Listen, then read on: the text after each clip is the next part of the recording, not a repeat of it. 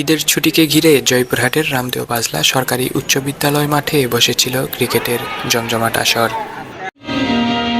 বিদ্যালয়ের সাবেক শিক্ষার্থীদের অংশগ্রহণে রামদেও বাজলা প্রিমিয়ার লিগ আরবিপিএল নামে হয় এই ক্রিকেট লড়াই। গত 22 মার্চ শুরু হওয়া এই টুর্নামেন্ট টানা 3 দিন ডে নাইট ম্যাচের মধ্য দিয়ে 25 মার্চ ফাইনালে পৌঁছে। মোট 19টি দলের অংশগ্রহণে আয়োজিত এই টুর্নামেন্ট তৈরি করে এক উৎসবমুখর পরিবেশ। এটার মাধ্যমে বাজলা স্কুলে সবার মধ্যে ভ্রাতৃত্বটা থাকে। এই জন্য আমি যেহেতু বাজলা স্কুলের স্টুডেন্ট, তাই আমি প্রতি বছরই আরবিপিএল দেখতে আসি এবং সামনেও আসবো ইনশাল্লাহ। শুরু থেকেই দর্শকদের ব্যাপক উপস্থিতিতে মাঠ ছিল প্রাণচাঞ্চল্যে ভরপুর।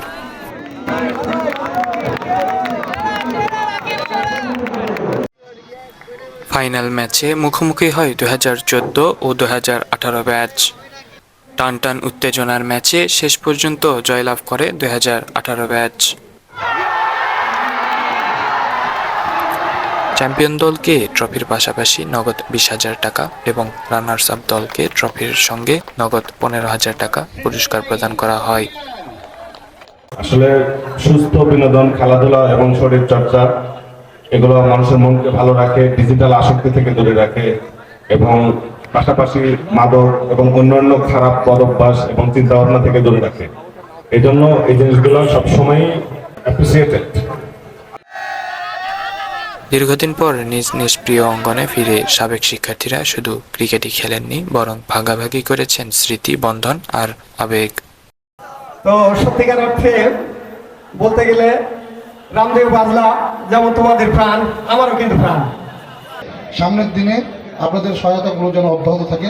আপনাদের খেলাধুলার সামগ্রী থেকে শুরু করে আপনাদের ক্রিকেট একাডেমি থেকে শুরু করে যে সহযোগিতাগুলো প্রয়োজন আছে, ইনশাল্লাহ আমরা জেলা পরিষদের পক্ষ থেকে আমরা এই বাজলা স্কুল আরবিপিএলকে আমি সার্বিক সহযোগিতা করব, আরও যেন সৌন্দর্য বৃদ্ধি পায়। ঈদের ছুটিকে ঘিরে আয়োজিত এই আরবিপিএল শুধু একটি ক্রিকেট টুর্নামেন্ট নয়, বরং সাবেক শিক্ষার্থীদের মাঝে গড়ে তুলছে ভ্রাতৃত্বের বন্ধন। দীর্ঘদিন পর নিজ নিজ প্রিয় অঙ্গনে ফিরে এসে সাবেকরা ক্রিকেটের পাশাপাশি পুরো আয়োজনকে করে তুলছেন আরও প্রাণবন্ত ও উৎসবমুখর।